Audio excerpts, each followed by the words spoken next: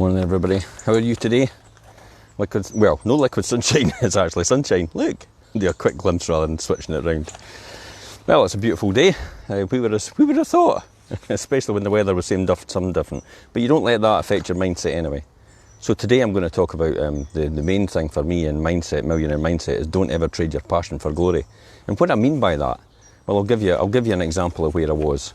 So it was 2007, and we were still running Century 21 estate agents, and some of the self-employed estate agents are getting real great results. Lots of praise that they're doing for their customers, and whilst continually juggling resources in the background, I was supporting them. It's almost 24-hour firefighting process while I build a system to support my estate agents. It was a franchise system, they were self-employed. Morning, Andrea. And I continually feel like I'm spinning plates at this point in time. Nothing's changed. I'm often going to bed at 11 o'clock at night, getting up at 12 o'clock at night and actually going into work, and then working until 5 o'clock in the morning, then going back to my bed for a couple of hours and then getting up to work again. And that seemed to be a routine for me 7 days a week at that point in time. It was challenging, but I had a big why. The whole thing seems to be the proverbial duck sometimes. It's like the duck swimming beautifully on the top of the water, and everybody goes, oh, that looks nice and beautiful. But when you realise underneath that, they're pedalling like mad. And effectively that's what we were doing, we were pedalling like mad.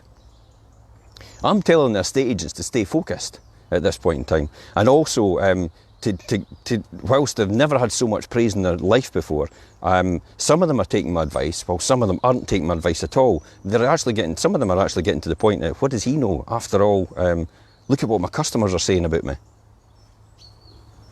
That's an interesting one. I see that all the time, actually. I began to see a downward spiral in a few of them, because they had achieved a decent amount of success. It was going to their head. And on nights out, when we were having a drink together, the odd person would come over and start to tell me how I should be running my business. Maybe the beginning of the end. At this point, I'll remind you that I had actually retired from work to do something else. But I guess there's a lot of ego jostling for position. And I really wanted them to succeed so badly, so I often gave my excuses and left early just not to have any confrontation.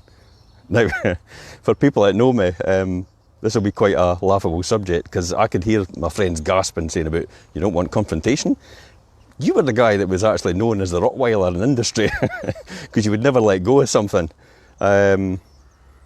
Because people would take advantage of our good nature in industry sometimes, customers and that, and I'd go, well, wait now, credit's a luxury, it's not a right. You don't have the right to keep £50,000 of our money if you're due us it. So I was often known as the rottweiler. I never questioned why I was doing this, because the why was always bigger. That goes back to yesterday, the dream. It was so big, I wouldn't let anything get in my way. I'd go round it. If there was an obstacle, I'd go round it, I'd go through it, I'd go over it, I'd just go under it. Whatever way I could get round it, I would go. I remember a lot of times that I'd become so emotional when I thought about what I was trying to achieve. And I know this is what I've done. This is what really drove me to succeed. It was a burning desire, so deep that nothing could put the flames out. That's effectively what I'd built for myself in my mind. I wanted to achieve, I needed to achieve, I must achieve.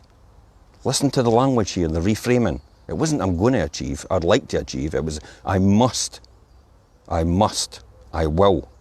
That's the most important thing. What you tell yourself is what you get.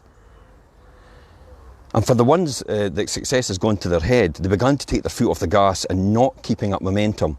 As they saw money coming through in their thousands, sometimes more than they'd ever seen before in their life. But they forgot that they still have to take all their running costs off and pay their tax. So some people actually went out and spent their money before they'd even actually done that. That only leads to the demise, doesn't it, really? It's all about budgeting as well, and understanding your costs and controlling that. Is key. The key as well was actually to continually ensure that you had new business coming in, and this meant prospecting for people that are selling. And they often got entrenched in the day-to-day viewings and sales, hanging around their fans, glitz and glamour, and all that they took for their new business to get a steady flow of house sales coming in, they weren't doing. Again, I used to point this out, and they wouldn't bother. Some of them wouldn't bother. Some people, I used to point out to this, wouldn't bother. So why would they? I'm not their boss at this point in time. Century 21 was a franchise system where they worked as a self-employed, and I was really effectively a landlord that ran a system. And whilst this was one of their biggest failings, as it is for many businesses, the worst was yet to come. It had gone to their head, the testimonials, the money, the fact that they were own boss, and it seemed to be, and they seemed to be running their own business. I say seemed because in the background they failed to realise that it was myself, Century 21, and the other self-employed associates that worked with them. It was supporting them and often carrying them, but they really couldn't see it. I couldn't understand why, and then it hit me one night while I was watching Clive Anderson. It was the Bee Gees. I remember watching the Bee Gees, and all they talked about at the time was how it all went wrong for them after Saturday Night Fever. And then it hit. It's because they got their first fame. They had so much money, so much publicity, so much fame, so much recognition, and each one of them got jealous and paranoid of the other. You've seen it before with Freddie Mercury and Queen. He talks about it in Bohemian Rhapsody. Madness was another one. They all split up because they all got paranoid and oh, I'm the successful one and you're not. The list is endless where it's all gone wrong because of the first fame scenario. And this is what happened to some of the estate agents that worked with me at the time.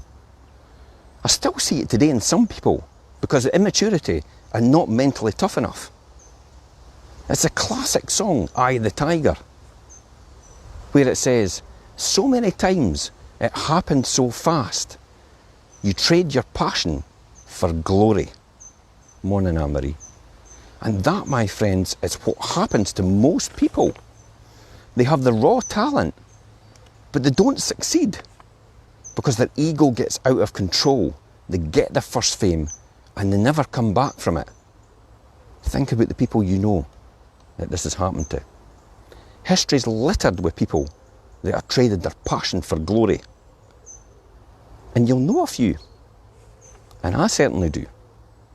But there's a way to tackle it and to stop it from happening and to elevate yourself to the next level so you can continue to be successful in that journey. And I'll see you tomorrow at 7:30.